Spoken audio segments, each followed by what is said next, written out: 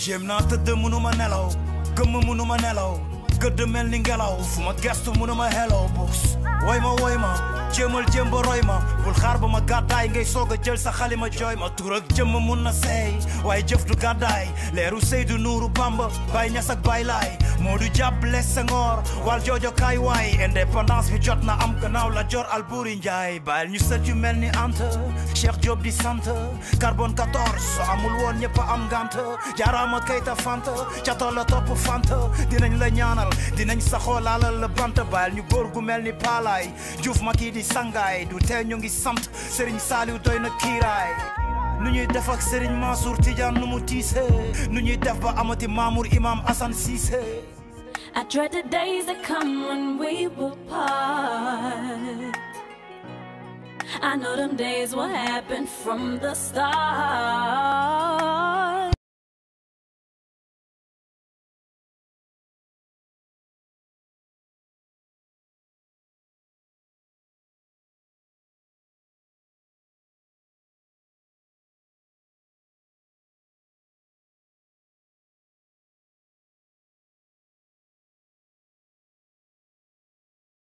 asalaamaaleykum waa plateforme départementale maa ngi leen di nuyu di leen siyaar di tey ñu ngi fi Mbam ñu war a am suñu premier numéro émission la référence Dakar la koo xam ne yaakaar naa référence ci département bi nit ñi kàddu nit ñi mën nañu ko déglu ñu ngi ànd ak suñu technicien Mohamed Touré ak waa département fu ñu yëpp DPFT yi monsieur le maire ñu leen nuyu salaamaaleykum. waaleykum salaam Modou. ñu ngi fay si commune Mbam. ñu war a seq yow waxtaan ñu waxtaan ak yow si commune bi lu bëree bëri si sa présentation mën nga commencé sa entrée bëgg naa boo présenté woo pare nga ñëw sa li indi si politique si département bi ak si rawatina Mbam ak yenn réalisation nga jot a def si Mbam ma la ko joxee ba léegi ak perspective yi nekk si kanam ñu bàyyi la nga nuyoo présenté wu. jërëjëf Modou merci Mohamed maa ngi leen di nuyu di leen sant di nuyu seen auditeur plateforme départementale DPF TV ci seet si bi ngeen ma seet si di leen dalal jàmm ne leen fii ci Mbam de fi laa juddoo maa ngi juddoo Mbam jàngee primaire defee ko Mbam bi ñu nekk amee sama certificat Foundiougne delloo si waat Mbam amee fi sama entrée en sixième delloo Foundiougne amee fa sama BFEM bi ma amee BFEM Foundiougne ci laa dem Fatick laa defee seconde première ba terminale amee fa bac D si jamono boobu tey mu ngi S2 ci laa dogee Fatick dem Dakar université Cheikh Anta Diop fa laa jàngee ba amee fa sama lijaasa si économie mu jamono jooju du master maîtrise sciences économiques la woon option analyse économique bi ma paree sama maîtrise bi pare ci laa dem IDEP mu ngi weti assemblée nationale fa laa defee sama DEA bi may jeexalee DEA bi 2000 la am maîtrise 2000 ba 2002 laa dem def sama DEA IDEP boobu nekk weti ginnaaw assemblée mu nekk institut panafricain bu nga xamante ne fa la doon jàngi lijaasa bi mu paree sama DEA def naa stage planification dafa stagiaire jóge planification jamono boobu 2002 yaakaar naa que ne jotoon naa fa sax liggéey ci wàllu bor parce que jamono 2000 balaa Ablaye di ñëw booba dañ doon revoir la dette des pays africains lu ñuy wax initiative PPTE bi may jógee direction de la planification ma ñëw dal di liggéey ci direction de stratégie de développement foofu laa jóge admis ENAM ci laa dem ENAM 2003 2006 2000 promo 2003 2004 2006 plutôt ENAM boo fay dugg da ngay choisir donc ci laa def sama 2 ans en tant qu'inspecteur des impôts et des domaines donc maa ngi génn 2006 sama premier poste nekkoon Tambacounda ma def Tambacounda je pense que 10 mois dellusiwaat Dakar ci centre bi wax centre Grand Dakar man ne fa ba 2010 dem naa Tambacounda intérim assuré naa Fatick chef de centre intérim assuré naa Kaolack chef de centre intérim ci impôt et domaine 2011 laa dem Tamba en tant que chef de centre di gérer Tamba ak Kédougou donc ci wàllu impôt ak wàllu suuf yëpp maa nekkoon le chef de centre di chef du bureau des domaines ak yeneen fa laa nekk ba 2014 ñu affecté ma Ndar ci laa dem Ndar ma ne fa 2014 ba 2017 2018 comme li ma doon def Tambacounda ak Kédougou rek moom laa nekkoon Ndar nekk fa chef de centre nekk chef de bureau de domaine bu Ndar ak jiite service impôt domaine bu Ndar boobu ci laa jóge 2018 ñëw ci opérationnel bi dem nekk chef impôt bu Rufisque jóge Rufisque dem Ngor Almadies jóge Ngor Almadies dellusiwaat Grand Dakar comme chef de centre bi ma jógee Grand Dakar si jamono jooju la tombel ma am disponibilité ñu indi ma ci port autonome bu Dakar donc ci laa nekk directeur bu port de Ndaxonga bi jamono ji wax ak yéen. macha allah am na solo yaakaar naa parcours bi ku ko dégg na xam ne kii wax mate na ko te référence la gannaaw loolu yëpp nag ba nga jaaree si parcours yëpp wax fi nga jaar ci politique fi nga jaar si éducation ak fi nga jaar si njàng yëpp ba yegg si fi nga yegg si lan moo la dugal si politique Mbam ba nga ñëw nekk maire Mbam. jërëjëf Fane politique bi nag daa jaaxal ñëpp man sama bopp sax daf ma jaaxal waaye comme man def naa Sénégal comme ni ma ko waxee sànq fi ma jaar yëpp di bokk ak ñu mag parce que la haute administration loolu mooy avantage bi donc projet bu ñu xayma boo ko fekkewul wax nga ci donc di yàgg a toog ak ay politiciens di yàgg a toog ak des acteurs de développement di yàgg a toog ak ay maires ñu lay jàmbat seeni soxla donc ci laa def rétrospection man ne nag li ma doon daw biir Sénégal ak li ma ci dajale xëy na mun naa ko yóbbu Mbam parce que bu ñuy def projet ma fekkee te projet di ma romb xëy na peut-être jot na nag ma jël cee quelque yóbbu ko Mbam lii moom ma dugal si politique donc ci laa nekk ma ñëw parce que jamono jooju li ñu doon jooytu biir Mbam ndox la woon bu ngeen fàttali ko ndox moomu si boppam ma ne xeex boobu moom nan la ndox di amee moom jaral na ma bàyyi DGID mais na Mbam am ndox donc loolu moo nekkoon sama objectif principal nan laay def ba ndoxi Mbam bi ñu réglé ko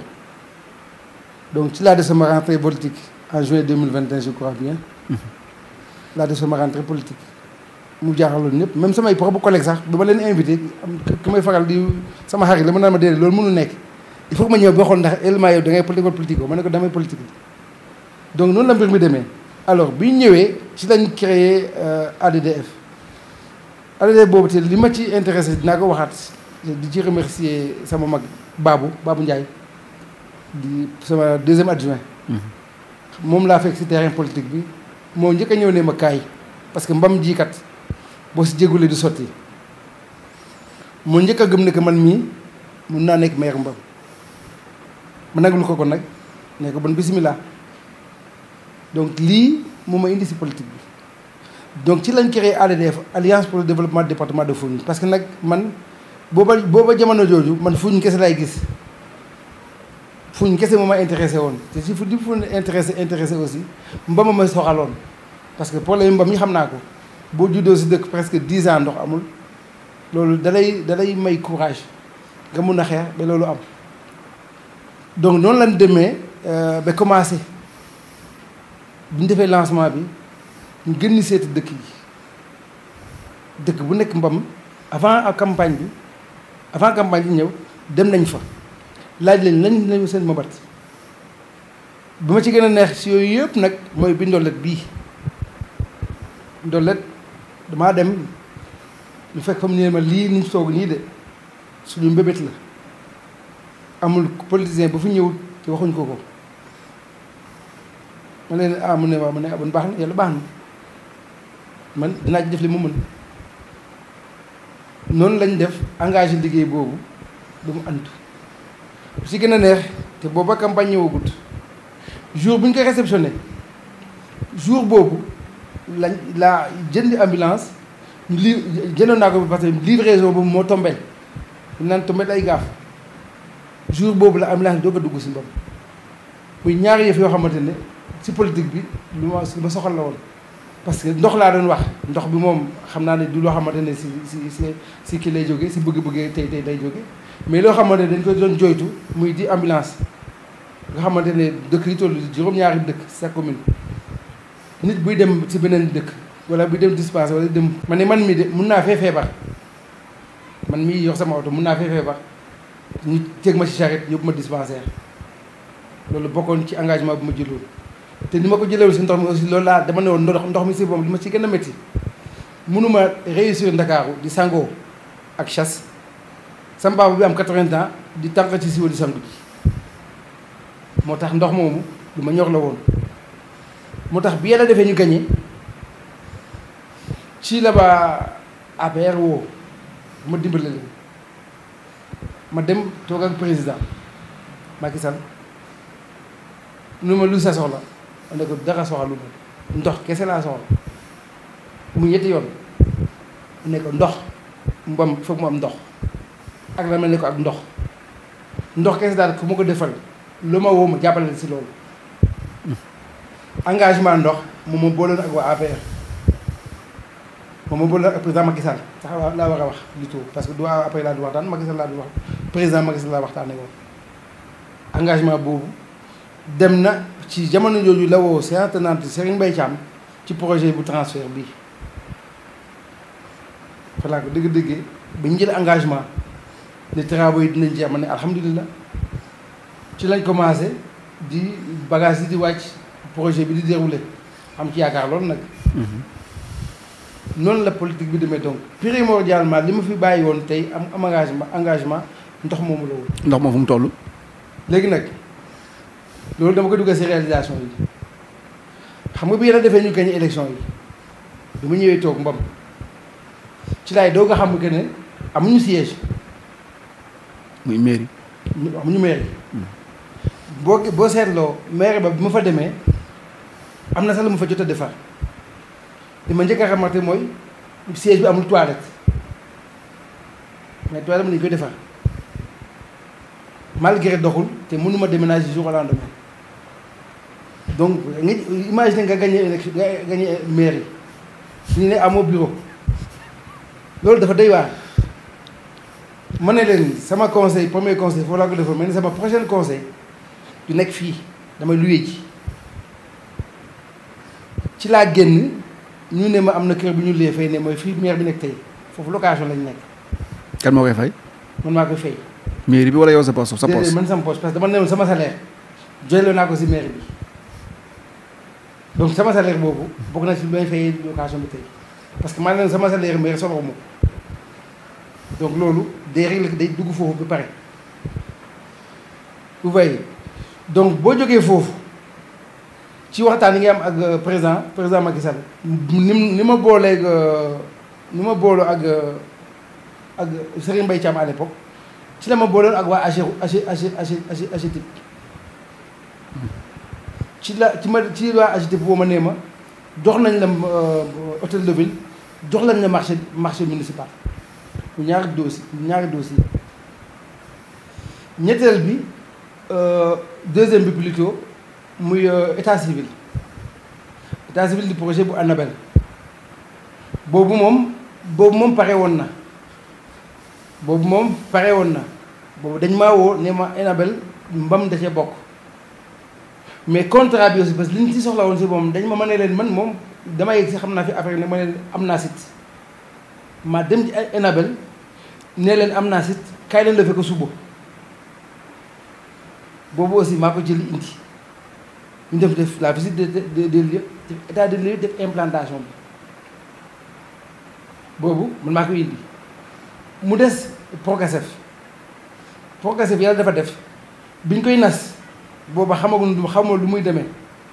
sama bureau conseil technique dañ première réunion sama bureau lañ ko tegee bu jamono yi di dox bi ma nekk maire coordinateur bi di sama naataango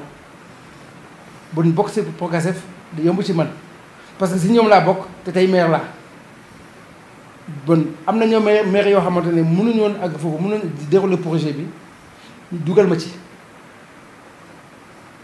mooy li ma doon wax sànq rek boo yeggee defar ay projet fekk fi ñu koy defaree boo mënee yóbbu day yomb noonu laa amee bureau foncier bi ak agent foncier bi ma recruté woon di ko fay ba tey loolu du ñeenti projet yoo xamante ne ci état lañ waroon jógee. yooyu yëpp yaa ko fi indi ñeenti projet yooyu. déedéet di ma lay wax ne diggante 23 22 ak léegi la diggante bi ma ñëwee la yooyu yëpp maa leen implanté. yooyu yëpp maa leen implanté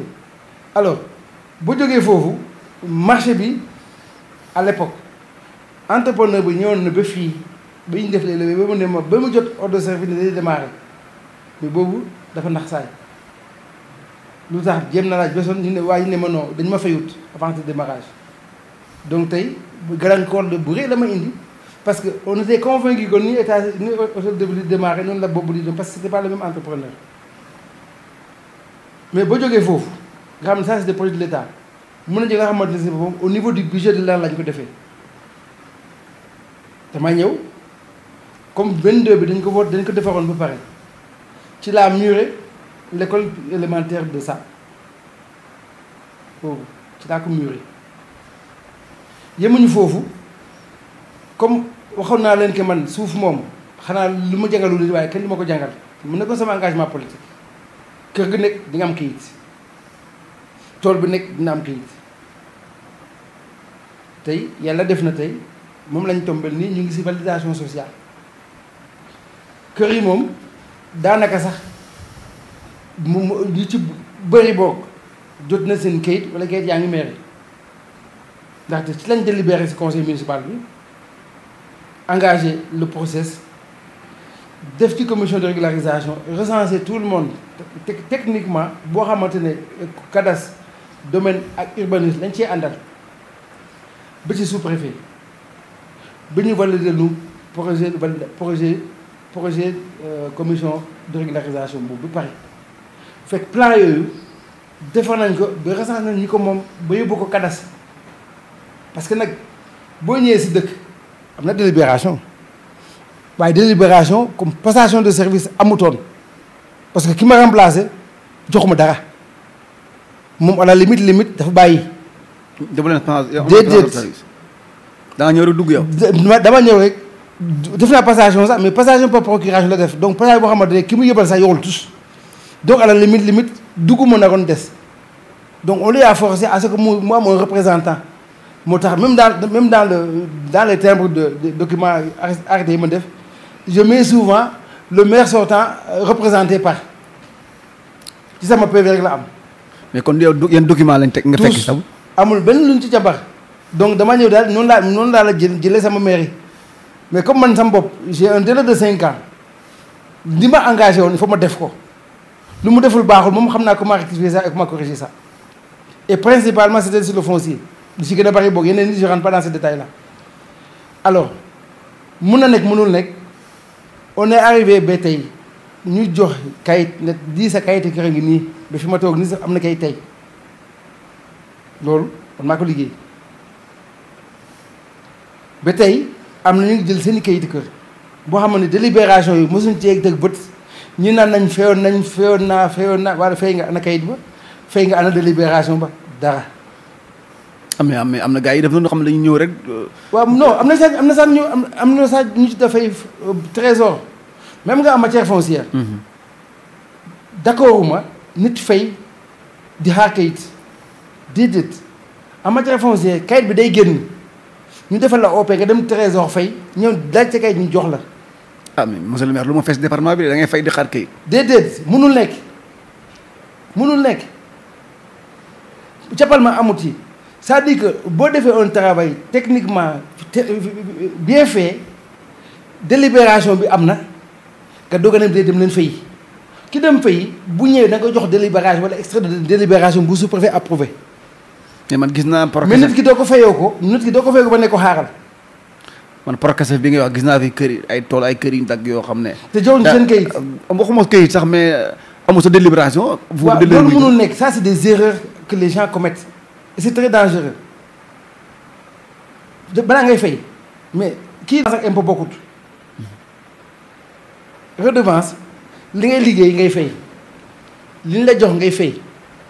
impôt nag bu la neexee fay bu la naqadee fay la tudd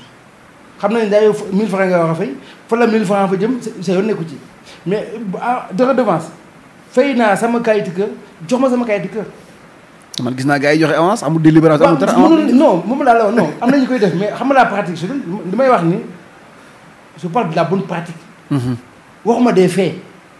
faits yooyu wax naa ne am na fi am na ñu yor seen quittance ne fayoon naa trésor an sa délibéré mu ne ma amuma loolu laay wax. ak bëri yooyu laa corrigé man fi ma ñëwee mbam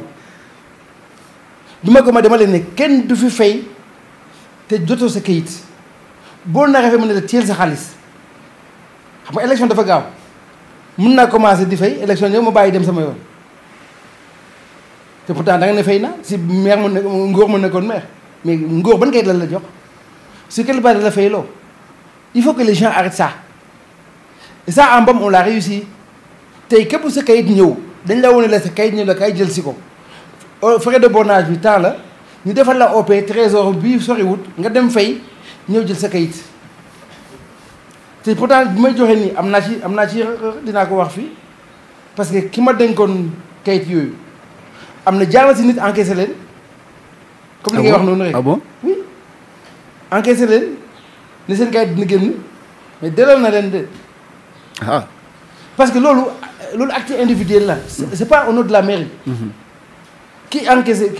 ki agent de recette ak agent foncier bokkuñu sax liggéey. bon ki nga war a fay boo ko fayulee sa kayit doo ko jot. vous voyez donc li ñu def noonu sécurité moom la progressé aussi di ma defal si tool yi man maa leen ne woon tool bu nekk dinaa ko délibéré parce que xam naa nu ñu koy délibéré ba xam naa fu ñu koy defee parce que délibération progressif bi li ci am solo mooy fi tool bi yem boo duggee Google nga fekk ko fa boo demee si maire bi nga fekk ko fa boo demee ci sous-préfet nga fekk ko foofu boo demee Fatick nga fekk ko foofu bon tool boobu bu ñu ko xasee ba levé ba pare ba dugal ko si base bi rek amatul modification physique day régler coow yu bari loolu mooy njëriñu Procasef day ñëw nag tool bi fi xam ne tool bi fii la yem kenn dootu ko wàññi kenn dootu ko yokk sama bos ak bos ñoo dëndee da nga am sa bos te bu ñuy délibéré dañuy def coordonnées yi fi tool bi yem dañ koy bind si délibération bi moom la ñuy wooyee délibération sécurisée délibération sécurisée boobu moo la mun a tax fii ba fii jusqu'à l'extinction de la terre yooyu kenn di ko modifier maintenant ñu doog a ñëw maintenant tool bi kan moo ko moom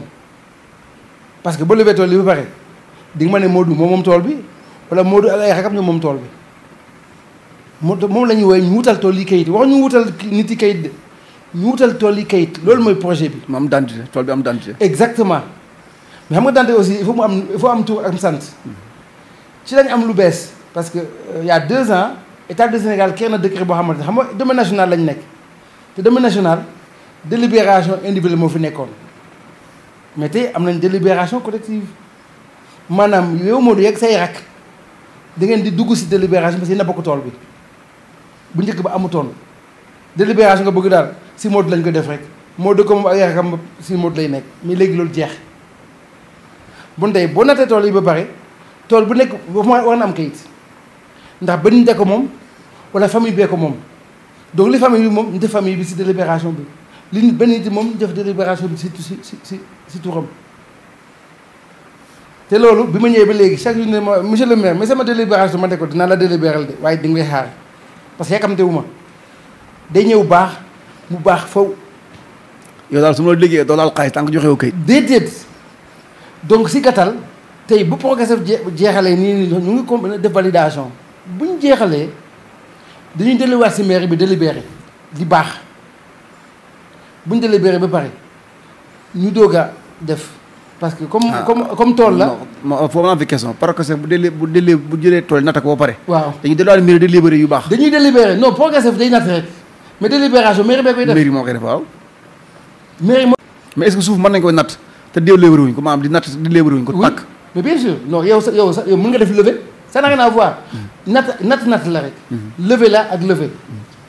natt mooy levé naa ko rek. natt naa tool bi ñaata hectare la wala ñaata mètre carré la lu mooy natt en réalité. loolu du naan levé léegi nag bu ñu borné ko maintenant foofu la délibération bi dugg a intervenir. waaw loolu te mën nga jëli cadastre. loolu la man dama gis village yoo xam ne dañuy dem di natt lotissement te kenn amul benn délibération. non moom laa la wax déggoo ma de. loolu mën a nekk levé xam nga lotissement boo koy def. il faut que am délibération d' abord ne projet dañu ko war a lotissé au départ damaa ko def lotissement bam dañ ko délibéré conseil bi nangul ko maire bi ñu doog a déroulé boobu kese doy na pour nga yónnee kat ñu natt mais boobu benn natt bi la de joxe gi ñëw yegg see gudd c' est un processus. régularisation bi ma koy def dama dem conseil pour nangul ma ko ñu ne dañuy régulariser kër yi mbam yëpp donc lépp si mairie bi lay commencé lépp si mairie bi lay delloo terewuñ nag liggéey bi ci war a ànd il faut que ay nit defal la ko parce que loolu mooy seen liggéey mais bu ñu paree lu ñu liggéey dañ la ko delloo si. macha allah. noonu la mbir mi tëddee. pour mu yomb donc fi may dellu si waat bi ma ñëwee plan de développement communal aw ma ko woon mais yàlla dafa def nag man bi may def sama kii de campagne dama fi yoroon cabinet privé mu defal ma diagnostic moo xamante ne dafa dugg si village yi toog ak ñoom waxtaan ak ñoom te boobu man maa ko moom man sa bopp man ne dem leen xoolal ma dëkk bu nekk lan la soxla document boobu ma financé ko ñu liggéeyal ma ko bi yow ma jafe-jafe mbam yëpp ma teg ko sama loxo. mais fekk ko fi woon PDC yow. déedéet. ah non man am na comme information. mais non xam nga fekk PDC ak jox na la PDC boo xam nga nit ki ne fekk nga ko fi la ko waroon jox. mais man li ñu may wax mooy yow fekk nga ko mais da nga ko nanguwutoon. non mais xam naa balaa ngay nangu kay nga def passation ki nga defal passation lan la joxuñ ma dara. dégg nga li ma la wax de. man boo ma ne PDC mbama ngi nii mais dama koy jël. parce que plan de développement il y a deux plans il y a le plan de développement communal il y a le plan d'urbanisme directeur le plan directeur d'urbanisme le plan directeur d'urbanisme bi fekk naa fi délibération bi après bi ma urbanisme wooyee daa doog a laaj ana document boobu ci lañ ma ko jox bon lu ci nekk man su ma ko laajee wala kenn ma ko jox parce que passation amut te dëkk boo ko jiitee lan mooy problème passation amut. laaj ko waa ji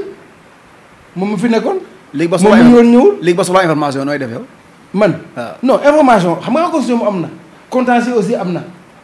mais xam nga ba tey kenn ñëwul ne ma fay ma sama xaalis mooy li ma leen wax si liggéey bu bon si suuf si ku ci néew ne la si daa ma ne ko demal si moom mu jox la sa kayit moom ma dagaloon mu ne ma ne dama jox la moom mu jox la kayit joxuma kayit joxuma sa kayit de te comme état continuité la man li ñu may joxe lay joxe waaw xam nga foofu lu coow loolu foo la yem. fa la jeex d'accord donc waxtaan moom balaa neex amoon na waaw mais kii ko joxe na ko parce que boo ko joxee daam témoin passation de service sous-préfet moo koy def bon lépp li fa di nga fa joxe sous-préfet xam naa léegi nag bu fekkee ne ñëwoo yónnee woo joxe woo bu la neexee nga teg sa rajo ne pour naa lii am na fa oui am nga ko mais ñi la fayoon ba nga def liggéey boobu da nga leen yàpp. après ñu continuer sa PDC bi yow bi nga defal sa bopp. waaw. donc si gàttal bu fekkoonte ne yow jumtuwaay am nga ko da yomb déroulé ci laa commencé poste de santé case de santé bu Mbassis bi gënoon jafe booba sax xaw ma comment ça se passe. parce que comme état des lieux bi woon na ma ne case de santé am na Mbassis am na Gaagi donc c' était prévu mais dama leen tabax. case de santé wala poste de santé. case de santé donc case de santé Mbassis poste de santé Mbassis ma ne non man carte sanitaire mbam benn poste de santé moo fi nekk léegi c' est des cases de santé donc bu Mbassis bëggee poste de santé il faut que ja bokk j'ai l'autorité de l'arrêté du ministère de la santé bu ma ko confirmer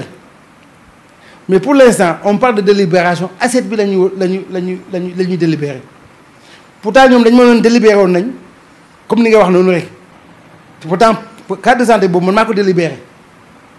délibération bu métti non doo ko def case poste ngay def ma ne mais c'est quoi la différence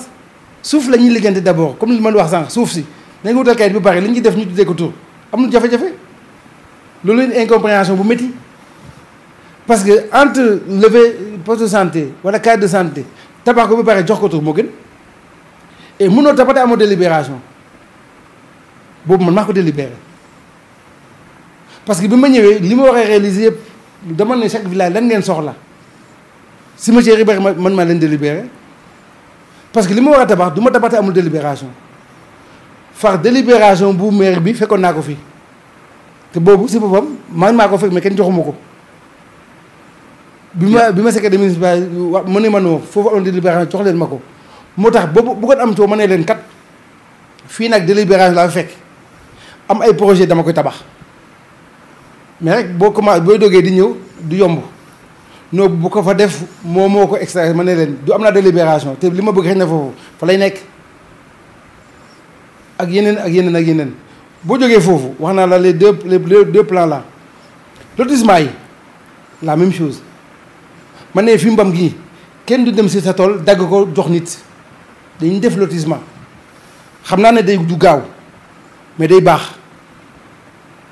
lotissement boobu dañ ko délibéré d'abord dañ def les levées ba pare bi ma am les plans bi ma cabinet bi defal ma jël village bu nekk balaa sax loolu dañ leen ne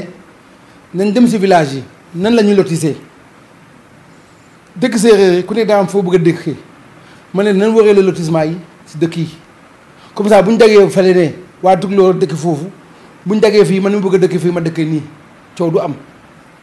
parce que da nga doon dagg côté bii ñee di xaar jàmbur bàyyi ñee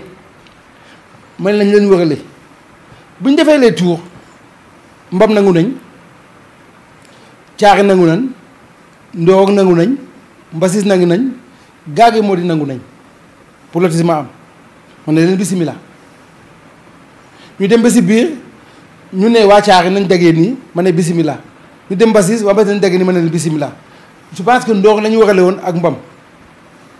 gaagi bookar ñu leen dagee nii saab Kër Samba Wane saab kenn di ko lotissé ñu dem Kër Samba Wane waa Kër Samba Wane nañ ko lotissé ñu dugal Kër Samba Wane donc 6 projets yooyu ñoo nekk en cours. mooy lotissement ci loo xamante ne dama leen ne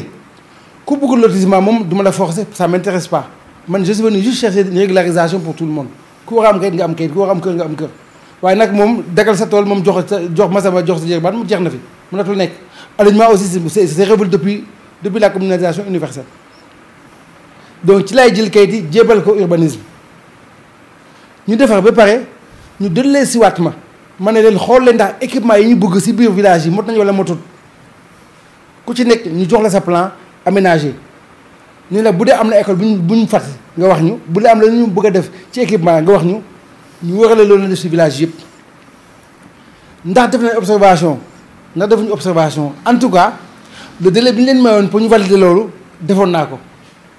ci lañ jël document yooyu nag jébal ko urbanisme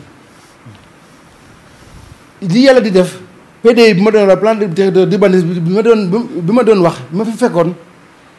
bi ma demaatee toog ak ñoom ak DG bi parce que xam naa ko mu ne plan directeur bi de bu ma ko wonee man ne ko plan bi de gis naa le document état des lieux parce que plan PDI bi yàlla l'état de diagnostic mais qui devait être accompagné par des plans mais bi ma jëkkee xool document ma ne ko mais ana plan yi gisuma plan document bi mu ne ma daal lii la ñu jox ma ne ndeysaan nit booy def da ngay def dara boo ko xamul dañ lay lëre bi ma demee sa directeur général bu urbanisme la ma génnee plan yi mboon ma plan de détail diggante mbam ak gaage ak diggante mbasis ak Ndorong ma nekk non am na li nga fàtte parce que li nga def nii fii géej la fii dex la mënu fa nekk lii dex la mënu fa nekk boo bëggee beneen plan de détail yóbbul ma ko non diggante bi mu amutoon moo tax diggante mbam ak gaagi mu amutoon mu ne ma de yow kese yaa fi am trois plans de détail nekk waaw sama wax sax comme am naa xam-xam bu ma ko mën a commenter ba xam li ngeen def xam naa ko xam naa ne lii mënut a nekk fii nañ ko def lii te ñu ma doon les 3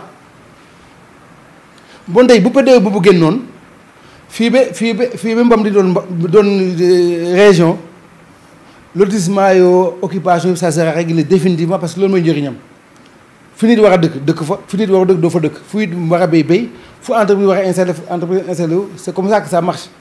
Et ça c'était un programme national aussi mooy li may faral di sànq au début les programmes et les projets boo xamee fu ñu nekk doo sonn mais tey amoon naa ci chance parce que bi ñuy valider dernière délibération bi au niveau du conseil municipal maa ne xam ngeen nga te mu dëkk fële mu tudd waay ginnaaw Toubacouta dans les îles là. Bettenty la dëkk. maa ne ñu yegg loolu depuis 2011 laa ko xamoon sax mooy directeur de planification mu ne na yow moom loolu ça va aller très vite. maa ne en personne moo présenté le document fii à Mbam ba ñu validé ko voté ko à l'unanimité léegi mu des nag maintenant approbation régionale ak le décret créant le PDU jafe-jafe yooyu moo nekk blocage wu lotissement bi il faut que document boobu génn arrêté d'autorisation de lotissement bi doog a génn mais xaaruma loolu. kon actuellement benn lotissement amagul. non lotissement non on est dans la préparation daggaguñu benn tool joxe déedéet ça marche pas comme ça da ngay bàyyi bi affaire bi jeex alors ce que j'ai fait mooy j'ai fait venir le cabinet mu recenser tool yi xam ne ñoom ñoo dëkk ci lotissement bi ñu recenser leen ma ne leen fexe leen ba tool bu nekk ngeen wax ma ñaata parcelle la fa nekk yan équipement fa nekk xam nga lu tax parce que c'est un processus dynamique balaa xam nga arrêté bi c'est un document qui peut arriver à tout moment mais doo bàyyi ba téye arrêté bi doo ko waxtaan ak nit yi day tardé te am conflit donc j'ai fait un état des lieux di bugg a xool tool bu nekk ñaata parcelle la fa nekk bu paree ba ñu indi ko damay woowaat ñëpp ñi ko bokk man ne leen lii lañ na ma def ci tool yi tool bu nekk lii moo ci nekk comme parcelle naka lañ koy séddooee parce que nag dama ne mënoo dëkk Mbassis di demander terrain Mbam gii di xëccoo aw Mbam tool rafetul day métti comme fexe nañ dëkk bu nekk am lotissement demande village bu nekk nañ ko bu chef de village moo xam ñu fa dëkk donc bu ñu ñuy joxee kër yooyu aussi nañ ko xoolee noonu ñu fa dëkk ak ñeneen mu bañ a am xëccoo parce que tey mënuma dem WhatsApp ne ma doo fi lotissé pare après WhatsApp ñëw ndem Mbam di wut si lotissement am loolu. Mbam mooy ville bi. non maa ngi ñëw non comprendre ko. Mbam moo nekk chef lieu. waaw mais dama ne ko ñu une commune boo xamante ne commune urbaine la ñun commune ak des villages environnants la nekk bu ci nekk war a développé wu. tey man mii waxuma ne du ma dëkk Mbassis de mais tey bu mel ne may nañ monsieur le maire tool Mbassis kër Mbassis ça te sonne pas rond. am na ko dëkk Mbassis soxla loolu bu ñu Mbassis dañ ko war a may ba pare balaa ñu may kenn balaa ñu may man sam bopp et ce qui est valable en Mbassis parce que de toute façon ay village lañ. li ngay wax ni masala wala loi la. non la loi moom c'est la résidence qui prime non la résidence qui prime mais dans la résidence qui prime yow dëkk man dëkk Mbam yow léegi naa la bàyyi ma jox la parce que on dit la loi faut aussi dire les choses telles quelles xanaa boog nit ki dëkk Mbam toolam nekk nii nga ne noonu nañ ko la tori waxuma ne amul ñu ko def de mais balaa may def loolu da ngay may waa dëkk bi ba mu des nga doog a may ñi des. d'accord. boo bëggee coow am parce que coowu lotissement foofu lay jógee en général non man maay maire may jox ku ma neex non man en matière foncière. dama war a am mu ko def. sa demande mën nga ko déposer c'est normal. les demandes moom c'est des demandes arbitraires amul kenn ku tere ne sa demande kenn du ko jël mais la précision est de taille j'ai dit booy demandé moom da ngay bës village Mbam nga déposer foofu. waaw xam naa gars yi comprendre booy déposer Mbassis demande chef de village Mbassis nga déposer foofu mais man du ma jël beneen demande au niveau de la commune de Mbam ne may centre de demande déedéet ñoom ñoo ma koy yónnee ñu agrégé def le dispatching donc yow déjà booy déposer di nga xam fan nga bëgg terrain Mbam nga bëgg a dëkk demal si village chef de village Mbam nga ne ko man kat damaa bëgg terrain Mbam déposer na sama demande ngi nii ni ñu ko yónnee moom du ko rejeté chef de village il va jamais rejeter aucune demande. d'accord xam naa gars yi comprendre ne ki ñu wax naa nag ndox xam dama ci wàllu suuf moo tax ñu yàgg suuf si ndox mi ngi doon wax maintenant ndox mi maintenant bi transfert bi commencé transfert bi pare na te transfert boobu nii laa ko doon xoolee bés bu nekk yàlla def comme li may wax rek secrétaire général bu ministère de l'hydraulique sama rakk la moo fa nekkoon yaakaar naa moo fa nekk ba tey sax donc saa su ma ko sonalee moom laay njëkk a woo mu boole ma gars yi ba bu ñu dem ba egg si fii nii directeur ki doon des travaux de SONES ki ko doon defar di sama xarit ñu ne ma ñu ngi ni Mbam ma nekk Mbam lii ak lii laa soxla mu ne ma bindal mu bind pour xam ne que bon loolu dama koy suivre au quotidien loolu weesu ñun OFOR doog a dugg ne dañu am extension ñoom seen extension yegg si comme ñoom xam naa leen également ma woo leen ñu ne ma yow moom dañu la sax dollil au lieu de 500 tu vas avoir 800 branchements sociaux donc 800 branchements moom boo ko dugalee biir mbam ñëppay am. mais yow fi nga ko fekk. déedéet bokkul de. bokkul de dafa am branchement bi ma fi fekkoon ñu fayoon ba pare gis nga boobu man mi ci laa bokk ci laa branché premier branchement boobu ma fi fekkoon boobu les gens avaient déjà versé mais ça n'a pas été réalisé. bi ma ñëwee dañ ko réalisé fat loolu fete boor ma toogaat boo ma ki doon extension ni mu woo ma mu nee ma monsieur le maire dañ lay may xam ma 1000 xam ma 100 et quelques branchements sociaux waaye fi am doole fi parce que xam naa c'est la clientèle la doon gérer mu ne ma fi ëpp net dañ koy def ma ne ko bismillah donc man ci boobu laa amee nag parce que fii sama koñ bi la jëlee def nii man da xam ma bu mee mu ne am ndox xam te am na yoo xam ne am ndox dafa métti te jamono jooju fekkoon na si ginnaaw tali bi mosuñu am ndox loolu moo gën njëkkoon frustré d'ailleurs yow tu fais une extension tu fais des bornes fontaines def ko d'un côté bàyyi à droite man si mu fi doon maire du am su ma fi doon maire yow boobu ñëwagoo. déedéet boobu ñëwagu ma ñu def 3 bornes fontaines à droite de la route bàyyi à gauche Sindia ñëw Nduglooru mosuñu am borne de fontaine. loolu lan moo koy lan mooy motivation bi. je sais pas mais nit booy gérer da ngay impliqué wu. c'est pas parce que l'État a mais c'est que l'État décide là il décide avec vous hein et fu mu jógee tu le connais malheureusement c'était déjà fait je mënu ma si woon dara boo waxee ñu ne nee nañ ma ne ko bon ok donc extension bi bu mu ñëwee bi OFOR bi defar ni pour bii nii ñu ne nañ dañu may 800. ndox moom fan la jógee. non ndox bi waaw. ndox bu non transfert bi. mooy ndox bu neex bu neex bi Ndiaye. mooy bu Ndiaye Moussa Ndiaye. commencé nañ ko dugal si biir mbam. boobu mu ngi ba Foundiougne ministre bi ñëwee fan yii passé. waaw néew na ba dans un mois on va tout régler. je vais y arriver. si le temps me permet bien sûr. donc extension boobu moom la OFOR commencé mbam tous les villages de mbam ñëpp ci lañ bokk mais c'est des branchements sociaux ñu dugal extension yëpp extension dañ ko valider ñu fii lay jaar ba ñu valider ko donc du coup extension bi pareegul parce qu'on n'a pas réceptionné des travaux léegi Ndiaye Moussa Ndiaye bi ñëw na ba CNO ak SDE commencé livrer Foundiougne récemment avec le changement de régime mais malheureusement ñun OFOR lañ bokk OFOR ne travaille pas avec la CNO donc détail technique boobu moom moo des actuellement. pour ndox mi mais loolu ministre bi waxoon na fan yii loolu dañ ko réglé. loolu laa la wax. waaw parce que man heureusement yàlla dafa def bu ma fii la ma fekk ma ne monsieur le ministre xam naa sax keroog xam nañ naan waa ji moom kii kan la ma nekkoon juste le maire de la commune. et je me suis battu pour que cette chose-là soit réglée. dites-nous les engagements yi ngeen mën a def. mu ne ma non ça dans 30 jours on va régler ça mais c'est des détails administratifs. parce que moom nee na keroog bëggatul dégg tuyau bi OFOR moo ko joxe mu jaar biir CNO ñu ne duñ ko laal. c'est ça non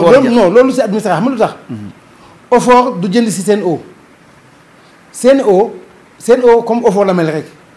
CNO nu mu mel noonu la ñu am des associations. yu jaay ndox yi au niveau des villages. au niveau des communes loolu la ñu fekk mooy ndax mu jaay Passy-Mbité mii. waaw comité de gestion ak ASC ñoo koy jaay ñu koy jaay donc différentiel boobu moom lañ réglé gul institutionnellement il faut que ça soit réglé. ci lañ toll. mais avant loolu il faut d'abord que ñu réceptionner les travaux d'extension là extension la parewut parce que ba tey am na ñoo xam ne ak jotaguñ ci ndox moomu te loolu ñu ma ci interpellé xam nga boo waxoon ne ñëppay am affaire bi am blocage mais loolu on comprend que c'est parce que l'entrepreneur n'a pas été payé. kan moo war a fay. non état moo koy fay. non ça c'est des marchés d'état. ndox mairie moomu ko état moo ko moom bu mairie pare bu état pare maintenant extension ndox bu mairie di def doo ko ñëw mais tant que état pare yow mënoo def extension parce que le réseau n'est pas. mënoo def addition d'eau daal. mënoo def addition d'eau. ci la nag ñun di def ay extension électricité moom macha allah chaque année on a presque beaucoup de kii yu ñu defar loolu des ren ou daaw ren 2024 les marchés villageois là man maa ko fi indi romb ngeen bu gaagee bookar waaw mais marché boobu maa ko romb naa ko mais ak ñu ngi fàttali nañu la ngi déglu seen émission la référence. romb naa ko mais mbaar bi morom mooy mbaar bi morom si pegg tali bi. waaw bu dee mbaar la baax na parce que nekk foo woon déjà jaaykat ji naa ngi foofu. population ñoo ko demandé wala yow yaa ko xalaat. non déedéet man du ma defar population lu mu bëggut sama xam-xam bopp doy na ma. mais sama xam-xam bopp ci li ni soxla lay nekk bi ñuy def état des lieux bi ñuy def le PDI. parce que en temps le PDI a été validé ba ñu wote ko ça c'est ces actions dañuy puiser ci PDI bi di réaliser ci lañ def les marchés là ñun ci lañ tabax bu gaagi booga ci lañ tabax bu gaagi moo di. ci lañ tabax bu caare. loolu coût bi ñaata la. les 3 marchés aux environs peut-être 5 millions TTC la woon donc xam nga c'était modique. 3 marchés 5 millions. 5 millions xam nga loolu moom mënut tabax lu bari mais au moins comme malheureusement amoo ressource da ngay def en fonction xam ne da nga ci teg loo xamante ne bu nit bu subaa ñu fekk parce que boo bëggoon dem au bon marché le projet de Mbam bi ma doon xaar c'était 60 millions. 60 millions le marché communal de Mbam loolu laa état ne woon 60 millions la ñu koy tabaxee mais yii nii amul sax toilette amul sax clôture donc c'est normal que ces 5 millions nga mën a defar ñetti yooyu mais Dieu merci parce que au moins c'est un lieu de commerce que les gens ont demandé il faut que ñu am ko parce que suñu buntu kër la ñu jaayee tey moom la ñu fas yéene def pour le reste des villages de Mbam parce que loolu def si village moom da ngay def si beneen ça on l'a fait case de santé bu gaagi moo di ça c'était dans le budget de 20 millions moom la ñuy réaliser. comment ça. tabax nañ ko ba pare réception toxu rek moo des et ren dañu fas yéene woon jëlaat 20 millions def ko case de santé bu gaagi bookar bu gaagi moo di donc fii ba boo ko tàmbalee fii ba 5 ans tu vas y arriver.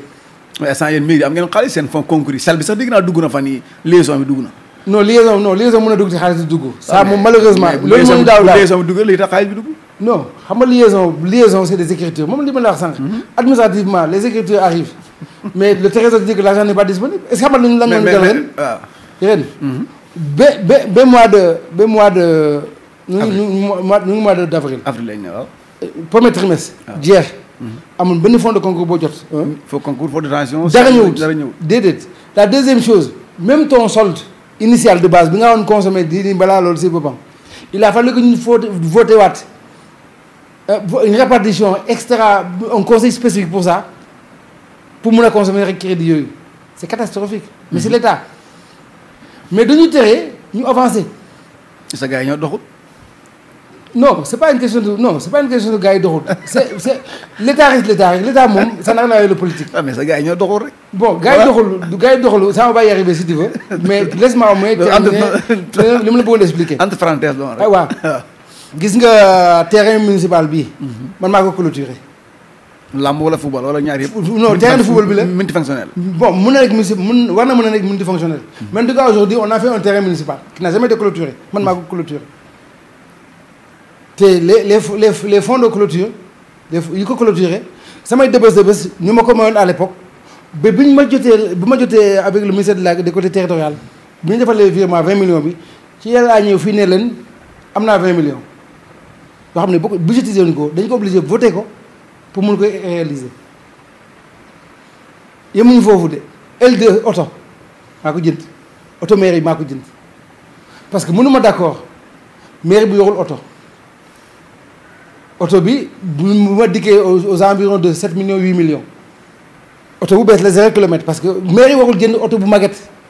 ñu mairie bi xaalis mairie nga ko jëndee. bien sûr non c'est le budget de la mairie. non c'est le budget de la mairie. non c'est juste une manière de dire que. nit da ngay demoo defar fi ngay liggéey. dëgg la le personnel souvent da nga naan personnel effectivement personnel bari na xam nga lu tax quand je suis venu secrétaire municipal kese moo nekkoon agent communal. agent municipal. secrétaire municipal kese la woon. tout le reste c'était des prestataires. prestataire boo mun dafay lu baax lan la lay liggéeyal du liggéey. or boo bëggee des résultats il faut les hommes qu'il faut. ci la am agence état civil bu ma recruté. ah amatul état civil. non amoon na mais prestataire la woon. ah d'accord. ci laa recruté agent état civil. ci laa recruté agent foncier. ci laa recruté agent kii ressources.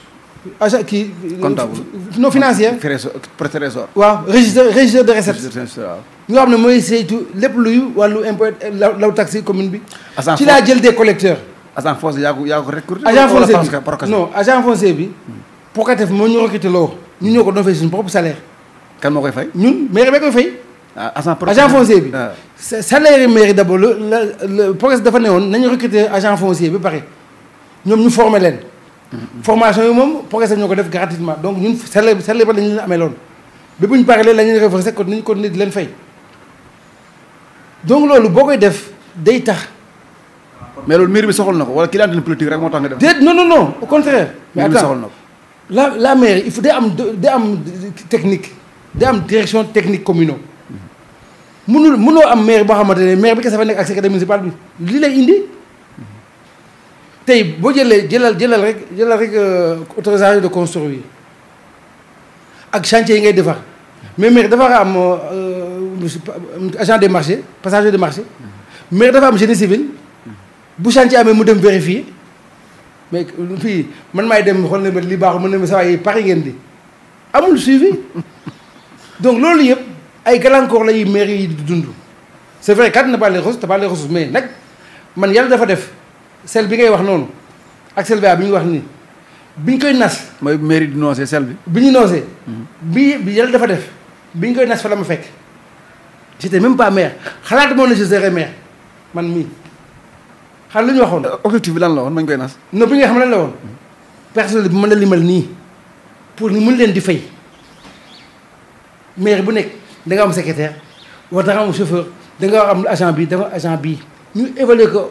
au départ on avait établi une enveloppe de 12 millions yaa ngi ci nag boo soxorulee am 12 millions la xam ne ay salaire la war a nekk wax nga mën a jox. actuellement am changé na dana ba ay communes yu am ay 73 millions nangam. non je parle juste partie boobu laa la wax le minimum la ñu waxoon man bi ñu nas document bi laa wax de bi ñu koy nas j'étais là avec les maires on discutait parce que je représente la DGID dëgg la ci document boobu man mii ñu ne 12 millions boobu pour mun a am personnel la bon kay bu ñu ko nas ba mu pare bu ñëwee kay nan laa mën a defee 1 an 2 ans 3 ans kenn ne ko fee ku ñu jël ci maire mais malheureusement sel bi di feeñ ci loolu li ngay wax. non dafa war a feeñ nag man sama budget de fonctionnement noonu laa koy gérer foofu ku ma ci jël mën naa la fay parce que dañ ko enveloppe. mais dafa am investigation yu muy def am ki ma wax ne yow sa cabinet maire mu ëpp sa cabinet maire rek mu ëpp investissement bu ngay war ci biir. c'est normal xam nga lu tax c'est normal. xam nga les fonds de concours et les fonds d'investissement xam nga le cabinet du maire le personnel municipal boo ko jëlee li ma lay ma lii il faut ma renforcer ko. cabinet maire Mbam ñaata la. non cabinet maire xam nga man aw ma secrétaire particulier je sais pas de secrétaire particulier. cabinet maire tout ce qui est fonctionnement foofu lañ koy dugal. c'est le carburant c'est les salaires des adjoints yëpp foofu lañ koy dugal c'est normal parce que boo xoolee les salaires des maires et des adjoints xam nga yokkaat nañ ko le carburant du maire mu ngi foofu. mais les autres rubriques aussi ñu ngi foofu le budget bu ma ko teeloon wax man defal la ko en ligne nga publier ko. c'est bon mais c'est pour dire que c'est des rubriques yoo xamante ne c'est des rubriques budgétaires qu'on doit alimenter donc quel que soit le modèle xam nga li mënul nekk nga créé yoo xamante ne c'est pas au bénéfice des populations boo toogoon ba carburant oto bu oto boo xamante ne j'ai dit c'est le véhicule c'est pas le véhicule du maire c'est le véhicule du service. appelé ni oto boobu waxul panne donc côté boobu dama lay dalal sa xel maintenant perspective yi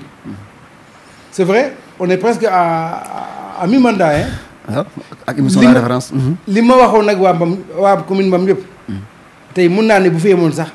wàccoon naa ak ñoom jàpp nga ne ci li ma waxoon ak ñoom boo seetloo ndox moo ma indi woon ndox mi li ma ci fekk ak li ma ci daj soreetut bu seetlu doon sax si boppam boog am naa ndox sax sama kër sax loolu sax si boppam rek mun naa ne gis naa ko neel benn. d'accord maa ne woon kër ne dina am kayit maa ne woon tool bi dina am kayit te ñett yooyu mu ma gënoon soxal. ñett yooyu mu ngi nekk en cours. mu ma gënoon soxal c'est presque à terminer le lotissement moom c'est une question de temps et ce lotissement gëm naa ne même su ma bàyyi woon tey ki fi ñëw du si wàññi leen parce que le projet a été fait de manière participative et ku ñu nekk problème boo ci am dañ ko teg ne. problème nag moom nit mun na ko lijjante mais du luy gàllankoor du luy xaar parce que 100% mu amul fenn. perspective yi bilan bi ñëw nga perspective yi yaa ngi commencé woon. non li ma commencé woon xam nga tey dama fekk une commune boo xamante ne les biens sociaux amu fi service de base ndox mi dafa sooke wér-gu-yaram dafa sooke les édifices publics dafa sooke yooyu boo ko réaliser ci nga mën a am maintenant une autre projection parce que dans mes engagements ne woon naa une maison des femmes il faut que mu am mais bi ma laajtee financement bu ma bosobee mun na ma état moo ko defal dama toogaat xam ne loolu moom il faut mu am doole bu baax a baax pour réaliser ko. nga dem doxee ko rek. waaw xam naa mais le partenaire rek may te li ma ci aussi fàtte mooy partenaires yi dugg mbam yëpp léegi on a signé des conventions avec eux. avec amul benn partenaire bu opéré dans mbam te signé convention avec la commune ça je l'ai réglé malheureusement nag dégg naa ci lu ne. lu ne mbam kese ku fi ñëw di liggéey da nga signé ak mairie. convention les ONG les partenaires techniques financiers. bu ma ñëwee benn convention kenn jox ma ko de. après léegi nañ fi bu ñu signé convention lan la si commune bi mën a gagné après. non mais non li si ko mën bari gagné bari na xam nga lu tax.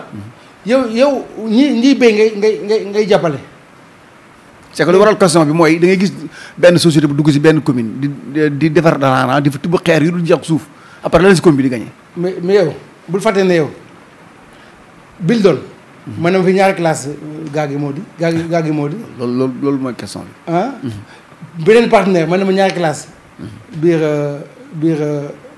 lycée ak classe si biir mbam femmes yu bëri ñu financé leen financement bas naa ci ñëw donc partenariat boobu li muy indi mooy émission baa ngi waaye jeex des bëriwul de la cible da nga koy xam waaw cible da nga koy xam les actions da nga koy xam les bénéfices da nga koy identifier du la convention di jëriñ mais c'est pas une convention ba da ngay joxe xaalis déedéet au contraire convention finale bu nekk dafa am contrepartie bu maire bi di joxe. loolu mooy l'essentiel bi. voilà léegi nag le financement des femmes tey je suis presque à combien 150 ou 200 millions. de financement bi ñëwee bi léegi. parce que dama leen formé woon ba pare ñu ne ma no financement amut ñu am un partenaire avec IMSEC avec une ligne de 400 millions. parce que DG bi c'est un ami mun na ma yow moom 400 millions yi moom boo ko mën a jeexal ci la. mais apport bi mairie moo koy def. non contrepartie la mairie di jëf. waaw. mais au départ. les 20 millions bi ñu njëkk a financé 2 millions mën naa ko joxe parce que dama leen bëggoon woon que c'est possible. ñi ko jël yëpp fay ñu tous remboursé nañ ba bu ñu jëlaat ñu jox leen 30 millions. léegi jigéen ñu ngi liggéey di gis seen bopp. dégg li ma la wax dañuy remboursé c'est-à-dire que ñoom en 10 mois ils remboursent ce qu'ils ont pris aujourd'hui on a injecté dans cette ligne rien qu'à cette ligne de crédit là presque 150 millions. te si budget 2025 bi on a apporté la ligne à 5 millions. yow kon su ma la liggéey mooy li la tax andiwoon mbam regretté ci dara actuellement. jàpp nga ne daal non bon regretté na bon mënu nekk regret parce que en matière politique aussi c'est des sacrifices j'ai quitté la DGD malgré moi. maanaam li si bëggoon am nga ko rek. non li ma doon wute samay askan. gis naa ko réaliser parce que tey bu tool yi amee kayit kër yi am kayit gumba sax mën a gérer mbam ndox bu amee. tool yëpp am nañu kayit gumba sax mën a gérer mbam. man su ma la liggéey ngay wax ay su ma fa joxe woon dafa mel ni yow da nga amatul confiance moo ñu dugal si politique sax 15 ba émission la référence dafa mel ni dafa ak résultat législatif yi nga jógee dafa mel ni dafa traumatisme bu amatul espoir si mbam pour gagner waat ko. non c'est pas que non c'est pas ça. parce que c'est boobu moo amuloon doole mbam bi lu si bëri laa ci nangu woon te ñoom bu ñu ñëwee nanguñu ma ko delloo. bu ñu ko delloo loon comme j'étais juste un soutien j'allais gagner mbam facilement mais il y avait une bataille de positionnement qui m'intéressait pas c'était pas mes élections c'était un soutien donc nit ki nag boo ko soutenir dalay bàyyi xel mais du la moytu te daa mel ni loolu te si bokkoon dañu ànd mais wóoluwuma la ànd boobu sincère wut mais tu as vu que quand je suis sorti de Mbam et partout où je suis passé les gens appréciaient j'ai prêché la bonne parole même à Foundiougne que je craignais il a fallu que Foundiougne vendredi dellu ma Foundiougne di année boobu campagne parce que là-bas ils m'ont dit qu'ils avaient besoin de moi et je suis allé leur parler mais à Mbam amuloon meeting de clôture il n'y a pas eu un meeting de clôture à Mbam amu ko woon on a fait des caravanes à plusieurs reprises avec des traversées c'est pas comme ça qu'on gagne une élection nekkuloon sama boss parce que bu nekkoon sama boss dama koy defee ni ma koy defee et j'allais gagner. d'accord ba tey ñu continuer si ak émission la référence léegi ma ñu dugal si perspective au niveau départemental politique Ngor Dione ban ambition nga am au niveau départemental. non départemental moom jot na xam nga lu tax jot na et ça c'est une très bonne question parce que man du ma yàkkamtewuma dara les choses on les fait étape par étape bi may ñëw c'est Mbom qui m'intéressait parce que les erreurs de Mbom il fallait les corriger il fallait montrer à Mbom c'est quoi une administration locale et ça ce pari-là je l'ai réglé mun naa woon nit yi nan la administration lan mooy maire du koy jël buum di natt maire du dem si kër jàmbur di ne ko par la force fi nga yem c'est pas ça au moins ça je l'ai réussi donc je peux progresser maintenant au niveau départemental oui c'est possible mais à condition aussi que j'ai des hommes qu'il faut pour gagner ce pari-là parce que boo mënut a gagner sa commune soo àndee ceeg man aussi da nga may sonal rek tu vas me faire perdre priorité man nag je m'engage pas si je gagne pas day leer je m'engage pas si je gagne pas waaw c'est pas que j'ai pas perdu les élections législatives bi ñu jógee nii j'ai perdu mais j'ai pas perdu les élections législatives parce qu'il y a pas d'enjeu mais je dis et je répète su may engagé def c'est pour gagner mais donc bu wonee que ne mun naa gagner département là je vais le faire. yow gëm nga ne mën nga gagner département Foundiougne. mais bu baax. si ban. non xam nga lu tax parce que je connais les gens et je connais les problèmes des gens ku fi mos a dugg Mbam en haut cadre nee na la Foundiougne li la soxla dernière date rek bi ministre de l'État ñëwee rek je les ai interpellés le ministre il a fallu mu boole ma au directrice OLAC bi 3 directeurs on a discuté de ça même le conseil technique du président de la République actuel du président de la République je l'ai interpellé di poser les jalons de ce qu'il faut prendre à Foundiougne man ne leen man xam nga lan ma sa gëm lan la ma sa gëm SAED bu amoon dans le nord société ba foog mu am Foundiougne gi mais j'ai jamais eu l'occasion de le poser à l'autorité concernée parce que bu may toog ak Macky Sall à l'époque c'est là que j'ai devais le chercher maintenant tey bu ma toogoon ak président Bassirou Diomaye wala premier ministre Ousmane Sonko les problèmes les enjeux économiques de Foundiougne je peux les poser parce que je les connais moo tax ma ne la man il faut du ma wax dans le vide su ma waxee ne lii c'est possible je me bats pour l'obtenir mais se battre pour l'obtenir là c'est pas pour se battre pour soi c'est se battre pour la communauté parce que en matière politique damaa gëmut que ne nit da ngay wut loo tekki si biir politique c'est pas possible da ngay tekki ba doog a politique. da nga war a am liberté. non da nga war a munal sa bopp. waaw pour politique. munoo xaar ba nekk politique du ko jënd oto. du ko jënd oto dëgg la. je vais vous faire une confidence en 2014. non c'était pas en 2014 en 2011 la woon de élection présidentielle de Macky 2012 la woon. 2012 waaw 2012. un ami bu Balde qui était ministre de l'agriculture de l'APR on était ensemble à Tamba chez moi mu ne ma kañ dem congrès bu APR tey la info kii bi pour les instants là tu vas représenter fu ma ne ko booy dewuma. c'est quoi. c'est pourquoi parce que j'étais pas prêt mënu ma di tabax sama kër pare wut ma dugg si politique bi ma tabax sama kër dañoo waaye fond politique la ko tabaxee defuma ko de.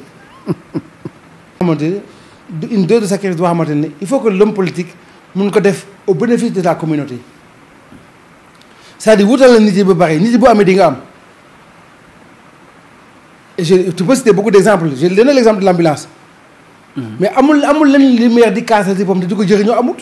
dëgg la man su ma feebaratee ambulance ba ma yóbbu.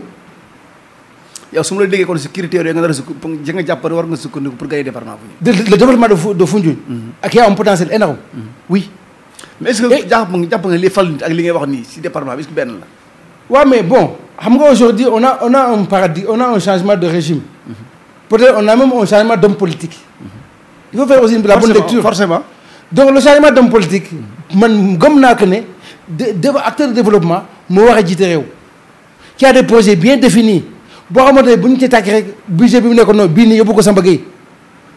mais du la jox maire bi bari nga naan lii fu ñu ko yóbbu. Mohamed xam nga ADDF nag moom laa la wax sànq ADDF bu ñu ko defee coalition sax ba dem élection locale amul lenn di changer le soutien politique reste un soutien politique. le soutien politique c'est des échanges et des accords de bon procédé lii laa soxla lii laa lay defal lii laa jox engagement boobu ce soutien là soutien boobu bu ma defoon fee ak soutien bii à la seule différence bii ce qui a changé mooy ñi fi nekk samay nawle lañ samay collègues lañ et ça c'est très important et force bi àdduna bi nga wax noonu au départ moo indoon na lu bari bi waa APR di ma ragal xam nga lu tax je peux te dire que dans mon conseil municipal Amath Ndour ñëpp xam nañ ko ce qui représente dans le PASTEF donc j'ai beaucoup de conseils yoo xamante ne c'est des pastéfiens purs et durs y compris mon propre frère de sang Mame Less moo nekkoon PASTEF national au niveau du département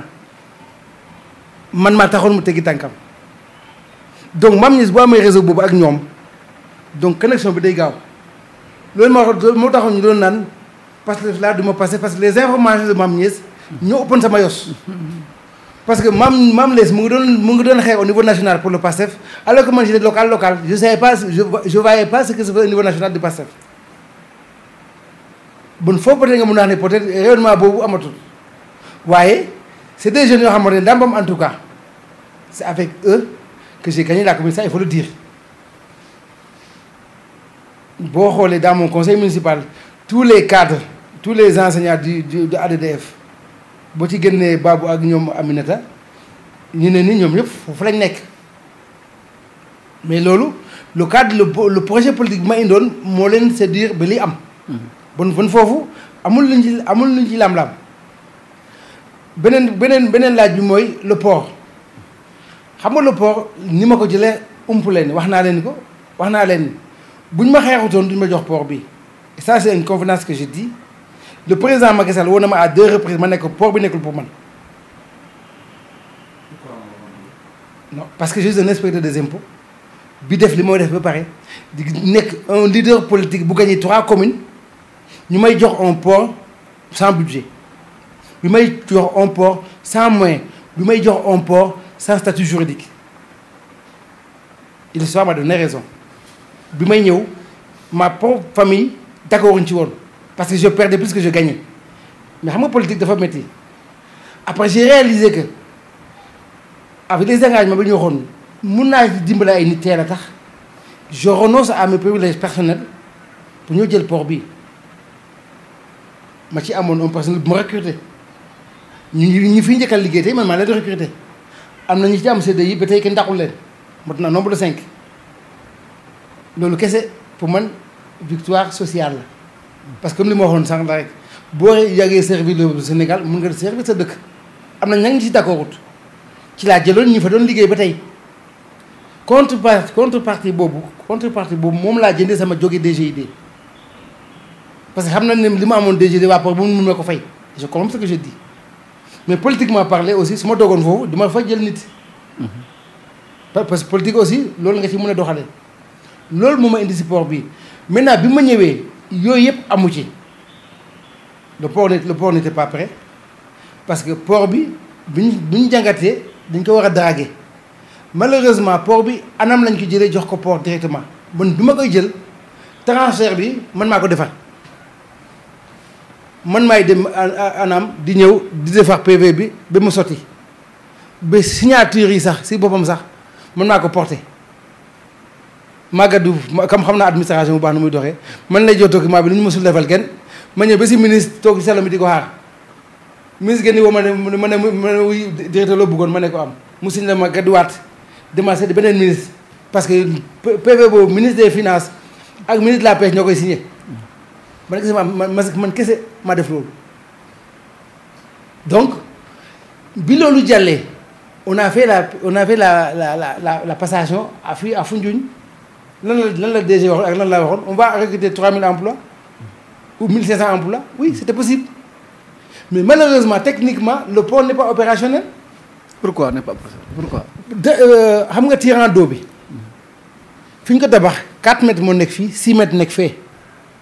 embouchure bi Jifeer foofu 4 mètres dafa nekk bateau bu war a dugg fii ñu wàcc fii nii Foundiougne 4 mètres c'est pas rentable 4 mètres moom la Salin am Salin tey bugg nañ jëlee seen xorom si jëlee ko fii mais mënuñu ko parce que 4 mètres lañ am noonu 4 mètres moom balaa ngay déplacer kay day foog nga def parce que il était question pour que port bi jouer 2 rôles bis njëkk mooy hydrocarbure bi dañ ko waroon séddale à partir du centre parce que le transport carburant xam nga c'est subventionné mais le prix du carburant est homologué donc pour que subvention bi mën a stable il faut que ñu jëlee fii pétrole bi gasoil bi ak essence bi di ko jox à l'intérieur du Sénégal fii ba Tambacounda péréquation bi augmenté c'est ça l'objectif de l'État c'est pour gérer sur la subvention et sur la péréquation du transport xam nga des hydrocarbures pour moo tax ñu tabax fa boobu bon man bi may romb fii dem dama foogoon ne foofu mais raffinerie bu Sangomar laa foogoon. Actuellement mën nañoo xam ñaata emploi ñoo ko. Actuellement pour l'instant on est sur 5 permanents 5 permanents boo ci boole les parce que au départ amoon nañ quarantaine 20 15 ak 5 yooyu on était sur les 40 45 mais yooyu ay CDI la woon. ay 3000 emplois lañ doon xalaat ak ñoom. oui à l'époque non mais c'est le plein emploi. Le plein emploi mooy bi ba tey commencé direct bi les services portuaires fonctionnaient. Et jusqu'à présent c'est comme ça que ça va être. bu port bi opérationnel ça peut aller au-delà de 2000 emplois mais day fekk mu opérationnel donc limite objectif bi tey niveau tirant d'eau bi la. mais ak nguur gu bees gi yaa ngi am espoir ne am na. non ci lañ nekk. premier ministre wax na ko récemment le port va ouvrir. Le port doit ouvrir parce que tey dañ nekkoon ci joxe concession bi. ki war a exploiter terminal lu pétrole bi. comme ni ñu ko defee woon rek aussi ñii c'est la même chose il faut ñu joxe concession bi pour mu dem dérouler mais principalement ñi ko soxla yëpp dañu xam ne seen bateau yi dañoo ndaw mën nañu fee ñëw ci lañ nekk ba tey parce que anam malheureusement dafa waroon draguer di tabax il avait choisi maintenant mu tabax doog a drague bi agut donc limite principale bi tey fa xamante ne moo gàllankoor port bi tey mooy dragage bi te dragage boobu il faut des moyens il faut des ressources pour nga démarrer ko donc bu draguer bi éco woon bateau yi commencé fa ci suba mais fan yii di ñëw ñu ngi liggéey pour que ñu joxe concession yooyu moom mooy la nouvelle orientation du président de la République loolu la wax premier ministre mooy la wax le ministre de la pêche moom la wax le directeur général du port autonome de Dakar. pour que ñu régler dans l'immédiat ñu joxe la concession là. non relation état employeur la man fonctionnaire laa di. maanaam yaa ngi am yaakaar ak espoir bu doy boo xamante ni dina leen dem bu ñu moderniser waat port bi dina leen xam si ndax ni ma fi bàyyi. waaw non mon objectif n'est pas rester d'ici non dégg nga la xanaa li nga xam ne dafa tuuti si yow kay bu fa toogee kay sa waay wax dëgg yàlla nag du loo xamante gën a. li départ bu ma tamu tuuti si yow mais bu norme yëpp dajee peut-être dina mën a am loo xam ne dina la jaral toog comme doomu gox. non xam nga liggéey moom laa la wax man li ma waroon liggéey administrativement ak sama wax rek loolu doy na ma ba déjà xam nga li may jiital fi mu nekk nii. boo ma ko jëndalee rek ma jëndi ko par contre nag il faut remonter aussi ça foofu si man la nekk mun naa ne lii baax na foofu dafa la discussion yi di nekk en général li may waxee daan yëpp fu ñun d'abord le reste après parce que dama gëm ne képp ku dëkk si gox boo ko doon doxalee noonu les problèmes que nous avons dans ce pays là dinañ wàññeeku c'est-à-dire nga yëkk ci di yóbbu sama géey may ma yëkk ci yóbbu mbam yóbbu ma sama kër de parce que yóbbu sa kër moom mënul nekk tey aujourd'hui am nañ yeneen projet yoo xam ne ñoom ñu bees indi nañ ko dama la ne kaay indi ko fu kaay la indi ko fu ñun ñoom bëgg nañ tey pétrole Sangomar bi ñu koy raffiner fii man ne leen mën naa nekk man donc tey sama ambition tey fi ma doon xaar 1000 emplois su ma ci diggee 5000 ma dem jëli 5000 emplois yi man foofu laa toll donc tey les nouvelles autorités ils ont espoir que bëgg nañ def fii raffinerie mun a raffiner sa pétrole Sangomar bi di ko raffiner fii man bëgg naa ko mun naa ko défendre parce que xam naa ne njëriñ lay doon ay entreprises yu bëri dañu fa créer donc pour le emploi ça sera réglé ambition politique nag du sa politique bopp politique état la donc boo nekkee si état aussi mu ne li lay def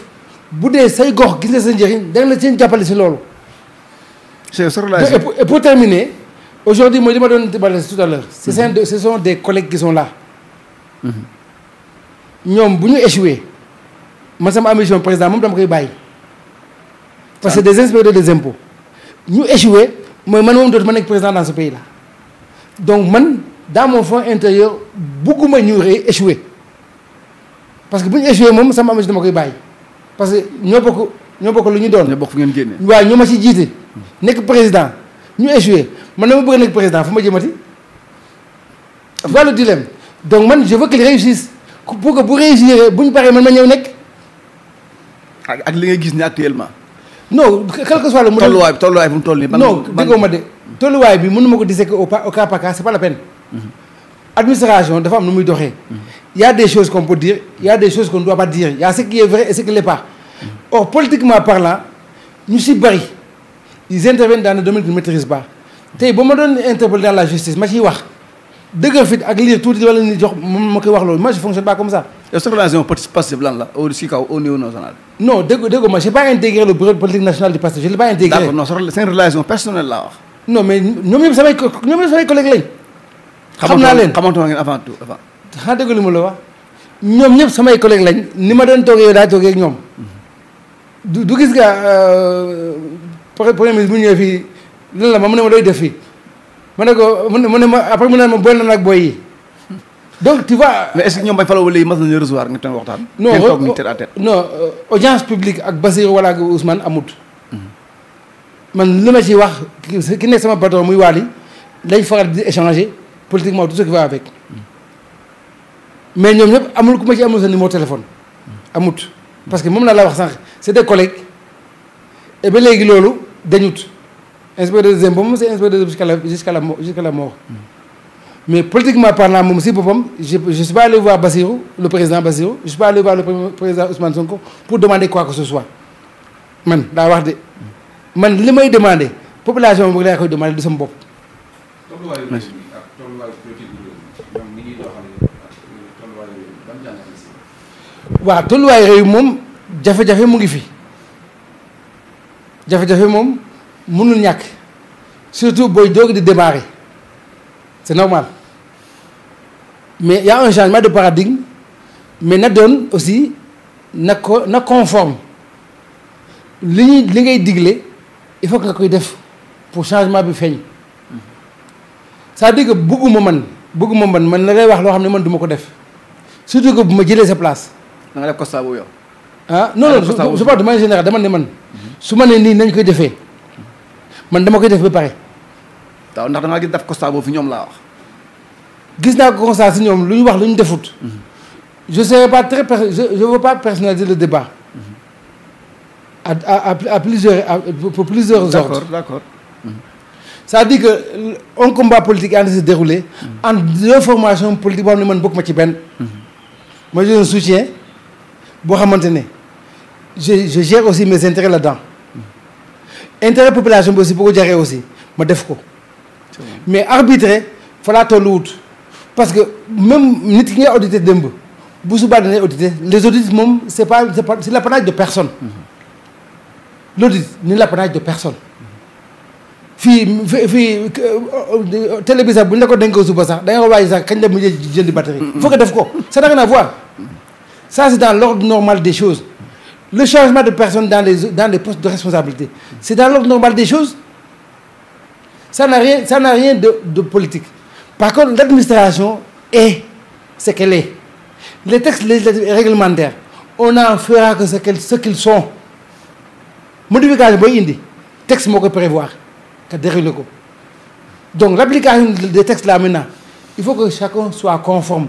que tu sois pouvoir que tu sois opposition que tu sois neutre que tu sois société civile dans les grandes démocraties personne n'est d'accord avec personne mais la loi est la loi pour tout le monde. Merci. Et qu'on l'applique intégralement dans sa rigueur dans sa souplesse dans tout ce qui va en tout cas c'est pour régler les problèmes des uns et des autres. Quand on dirige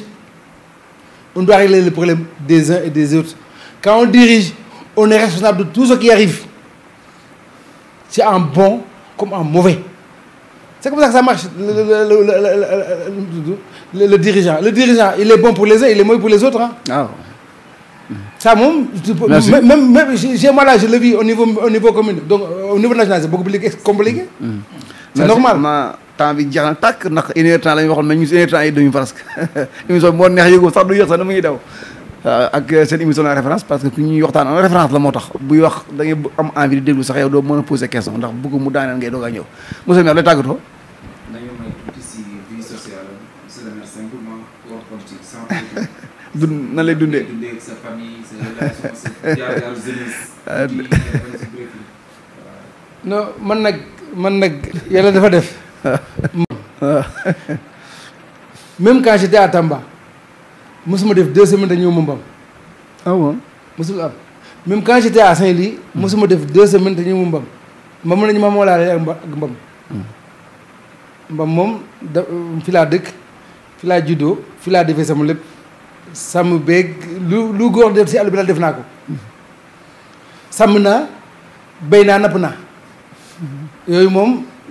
sama xol la bokk moo tax mbéy mi mosuma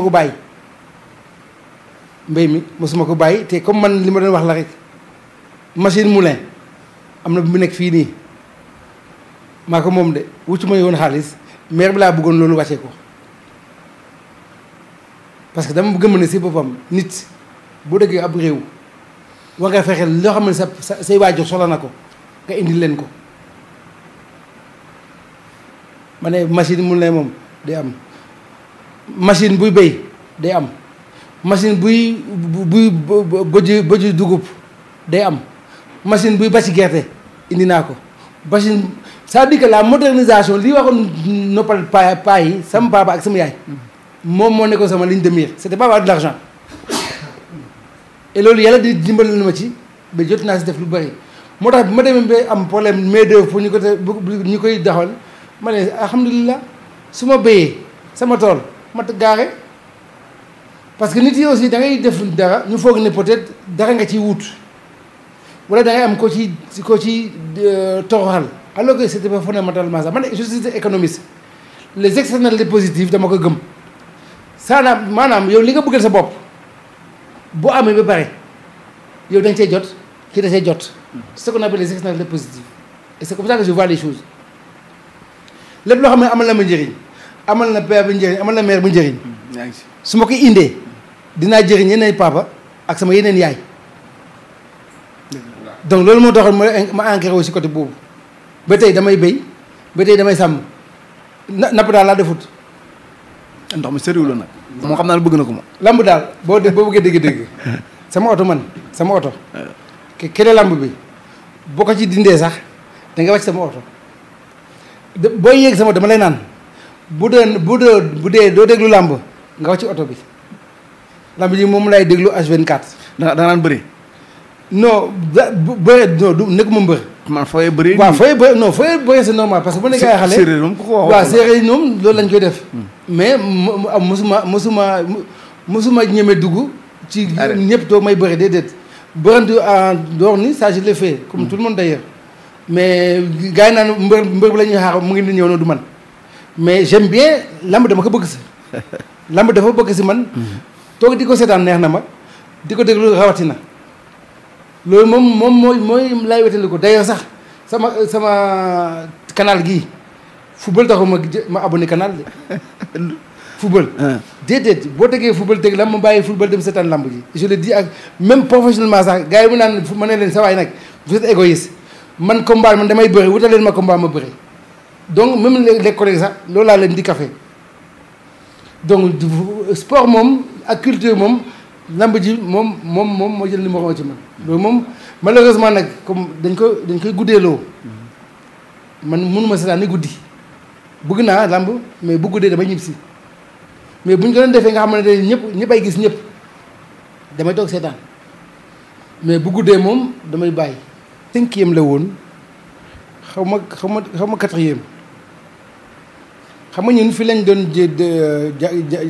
jógee jàngi Foundiougne abe yi mayo ñu cantine bi laaju ñu dara ñun daal lañu am matt rek ñoo doon joxe ceeb bi ñoo doon joxe diwlin bi cantine boobu sax moo juróon espace bi ñu leen may foofu noonu ñu ñëw fa njëkk a nekk parce que xam nga booy demander projet après laa ko comprendre booy demander projet il faut nga am motivation sociale ci lañu créer cantine boobu cantine bi ñu dem ba mbam kis moo ko moomoon de ñun élèves yi samedi dañu war a taxan boobu bugg a tëx cantine boobu bugg a tëj ndax bañ a taxani ñun kese ñoo ko moomoon alors ñu woote réunion fii si école bii nga xam ne mooy fi église bi nekk foofu laa njëkkee jëlee kaddu si biir nit yi paa yi ñëw toog ak ñun xale yi ñu toog ñu xool lan mooy jafe-jafe yi am na li ma waxoon foofu ba léegi maa ngi koy jàpp paa yi bu ñu xasee xas ba affaire bi ma nee leen mu jël kat ma nee leen xam nga nag li gën a métti mooy parce que peut-être xëy na loolu laa mën na ko sama xalaat ma nee leen xam nga nag boo yey gerte comme ni ñuy yey gerte ngay tibb rek di yey rek mais léeg-léeg dañ ciy laal boo xam ne baaxut. gerte bu ne ngay dajal. non mais léeg-léeg daj boo xamante ne. même boo xam man comme kii daa bëgg gerte. bu saw léeg-léeg lu bëri ngay dugalaale di yey. mais bu ci bon ñëwee da ngay gis ci yëpp.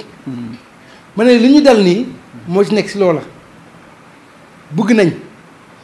bu ñu war dañuy wuti taxani man ñoo xam ne si boppam duñ mës a taxani. bëggul affaire bi dox. man wax jooju neexoon na ma lool parce que xamoon nañ li ma doon expliquer. te effectivement loolu lañ doon dund si jamono jooju mais ba tey. sensé wul. merci. loolu léegi moo fi ne. résultat merci collectif ak a jafe. résultat collectif donc pour xool que ne rek adduna moom jaar-jaar ak ku nekk ak wax sëgam la rek. dëgg la. ndax nekkoon naa fi association étudiants yi jiite woon naa ko bu mbam bi jiite woon naa ko. def nañ ci lu pare parce que am na bibliothèque ko xamante ne biñ ko jëlee sax lañ tabaxoon di jënd ay livres di indi yooyu moom c'est des de jeunesse. xam nga nag la jeunesse moom. man je dis je répète même les étudiants loolu laa leen di wax man je veux une jeunesse boo xamante ne on réussit d'abord c'est-à-dire que cette jeunesse là je cherche des collègues cette jeunesse là je cherche des cadres soxlawuma des jeunesses boo xamante ne jeunesse politique kese la saa su ma toogee ak ñoom voilà les termes que je répète. Je ne suis pas venu chercher des militants, je suis venu chercher des collègues. Et réussissez d'abord, et vous me retrouvez sur mon chemin. Parce que pour le développement, on va s'entendre, on va se retrouver. Mais demain, une jeunesse, c'est une jeunesse de masse. C'est une jeunesse de foule. Parce que nous avons beaucoup de dimbalé. Certes, nous avons dimbalé. Tu as obligation de dimbalé. Soyez, battez-vous. Battez-vous. Je me suis battu seul. Aujourd'hui, vous pouvez vous battre à côté de moi. Battez-vous, on va vous soutenir. Mais battez-vous, Bobo, ce n'est pas battez-vous politiquement. Parce que si vous battez-vous politiquement, je découvre aujourd'hui dans la commune, il n'y a que le mec qui est salarié, les conseils municipaux n'ont pas de salaire, pour que l'on tire une. Par contre, dis-moi qui ça parce que quand vous avez un village, vous avez un poste de santé. C'est ça la rétribution. Donc, faire organiser des manifestations, des ressources, nous investir dans la ville ou dans le village. Faire encadrer des gens dans une formation, pour réussir le concours, avec des gendarmes, avec des commissaires, avec des magistrats. C'est ça que la jeunesse doit faire. Et ces jeunes-là, je ne le dis pas seulement pour la jeunesse, mais même au niveau national, au niveau départemental national. Il faut qu'on ait des champions. Ceux qui peuvent réussir, il faut qu'ils réussissent. Mais il y a un espoir. Je déteste ça. Comme on dit que nos affaires université, non. Université, nous devons répéter. Le volume a toujours augmenté, mais des gens ont toujours réussi là-bas. Donc ceux qui ont la chance de réussir là, nous poussent, nous réussissons. Vous les tirer vers le bas. Et ça, je n'aime pas. Merci. Comme nous avons dit, il y a un leader de l'école, il y a une information. Il y a l'école, Mam Jamban, c'est comme une ville de l'école. N'est-ce pas? waaw maam nag. waaw ñun la koy. maam wax dëgg yàlla jaale sax avant ñu départ. maam waaw xam naa fa lu ñu maam moom nekkuloon sax sama maam. man maa nekkoon meeram ndax wax naa ko maam kese laa am dans ce mbam la foo dëkk nga ne ko mbam mun na fi foofu nga ne ko dëkk maam Jamban mu ne ah foofu la dëkk. lisaan j'ai vendu mbam par maam Jamban. maam Jamban kese nga mënoon joxe à travers le monde. nit ñi la xam naa ko nga ne ko fu mu tax nga bëgg bëre donc tu vois gis nga mu tudd publicité boobu moom la ko yàlla mayoon. dëgg la moo tax bu ma ñëwee fekk dafa loon dara mu toog ma ne ko kañ dem parce que yow j'ai besoin de toi donc ce besoin de toi boobu jaay pour jaay mbam la woon c'était pas pour jaay sama bopp. mais pour nit mun a xam fan mooy mbam et j'ai réussi ça. moo tax bu mu décédé. dama ne man ñàkkuma de waa mbam ñoo ñàkk parce que ñi bu doon jàng kese ñi ko ëppoon jàng ñi ko ëppoon diplôme ak ñi ko woon alal ñu ngi fi te kat xamu leen te moom yàlla mayoon ko aura boobu ak culture boobu ak expansion connue de tout le monde donc c'est un membre international ku mel noonu boo ko ñàkkee ñàkk nga lu bëri mais alhamdulilah parce que de toute façon les faits moom ne disparaissent pas donc ba tey même bu fi jóglee aussi saa fu ma dem aussi su ma ne ma ne ko dëgg Mame Diop Man kon xam nga loolu moom am naa ko ba pare te loolu du man kese maa ko am et je l'ai dit aux gens nee naa leen yéen a mbam yëpp vous devez ça à Mame Diop Man moo tax bu ñu ko defalee keroog sargal bi avec la génération Mame Diop Man ça a plu tout le monde merci et ça a réussi et te loolu lañ ko aussi amaloon on l'a bien fait et on ne cessera jamais de le rappeler parce que saa yi fi ñu demee si lamb moom bu mbas bi keroog yi dem naa fa ànd ak Thiemokho ak le maire de Foundiougne ci entente bi mais kii le président de génération Mame Diop Man dama gisaat di jooyaat encore xelam dema si loolu ci loolu moom kese moom la ko yàlla mayoon ñu ko ñaanal rek fu mu dem la gënal ko fu mu jógee yàlla ko xaare ko àjjana ñu ngi ko ñaanal njëgal ñu bàyyi la nga tàggatoo foofu la ñuy bàyyee nga départemental moom man dama koy suivre maintenant ndax am na njëriñ ndax amul njëriñ pour man moom am na njëriñ ci man parce que toutes les informations département fa laa koy amee te li yàgg moom dëgg la donc bu njëkk ba kii ngeen doon indi ba tey lii ñëw j'espère que peut-être war na leen defal siège léegi boo xamante ne am na bu amulee moom je lance un appel dafa war a am mais comme c'est une télé départementale donc xëy na man su ma nekkee président conseil départemental siège télévision départementale bi xanaa dinaa ko tabax loolu laa mën a ñaan gars yi ñu jàpp ci incha allah parce que wax dëgg yàlla li doomu dëkk bi moom yaa ko moom boo bëggee si dëkk ñu am lu def ci lu baax da nga ko war a dooleel parce que njëriñ boobu ñun politique dañ ko soxla déjà mais ñi nga xam ne sax nekkuñu politique dañ ko soxla parce que li xew si département bi il faut que ñu xam lan la ak ñan ñoo fi nekk ak lu ñuy wax parce que li ngay wax boo amee njëriñ boo naan dugg si nepp ku nekk li nga wax aussi boo amul la njëriñ aussi nit bu dina ko dégg ñëw laaj ci ko xam mu nekk kat ki wax loolu daa xamul moo tax mu waxee noonu bonne communication positive boobu moom laa leen di diggal di remercier auditeurs yëpp di leen aussi encourager parce que xam naa ne aussi yombut vous n'avez pas les moyens mais comme bu njëkk ba oto bu ndaw ngeen doon yor xëy na balaa 2025 bii di jeex wala 2026 bi seen oto boo xamante ne déedéet moo si nekk dina ñëw yàlla moom waxul kenn dara dëgg la mun taxay nag sotti mais ala kulli aal moom day ñëw ci bi ngeen commencé ba mu yokku yàlla mu yokku rek ba faw ba raw suñu njort amiin te ku si mën a jàpp bu leen xeeb kenn incha allah ku si mën a jàpp mu jàpp ci muy luñ joxe yoo muy siège yoo muy leneen loolu yëpp ñu jëlee xam ne defalu leen ko boppam la koy defal parce que bu ñongee moom dina si gis boppam dëgg la jërë ngeen jëf merci loolu mën nañ ko wax ñun am nañ si yu bëree bëri ñu xam même département groupe plateforme bi tey amul social bi ñuy def du si dugal loxoom dévage yi kaw dévage yi suuf loolu mën nañ ko seedeel tey da moo tax ba yaa comme li wax sànq yàlla du juum premier numéro la référence ñu joxleel ko loolu nag du lu yomb yàlla moo ko def mu tombé si moom mooy ensemble nag ak méritam ku ko wax ak jeunesse bi yaa ngi koy laaj sànq ñun ODCAV lañ nekk maam lañ fa gis nañ ñu muy dugalee loxoom si ODCAV sport ak yeneen ba fan yeneen maa jot information ne am na benn li mu war a liggéey ak ñoom yaakaar naa ne si kanam bi ñëw laajuma ko mais gis naa ko si groupe bi ODCAV ñu bind ko loolu ñu ngi ko si encouragé mu nekk koo xam ne ku jar a jaajëfal la Mohamed ñu ngi lay jaajëfal suñu technicien jaajëfal waa plateforme départementale DPFTV ak groupe WhatsApp bi plateforme départementale doyen mbokk ma ñu amee ci rédaction yëpp sant leen gërëm jox leen rendez-vous ak beneen émission incha allah merci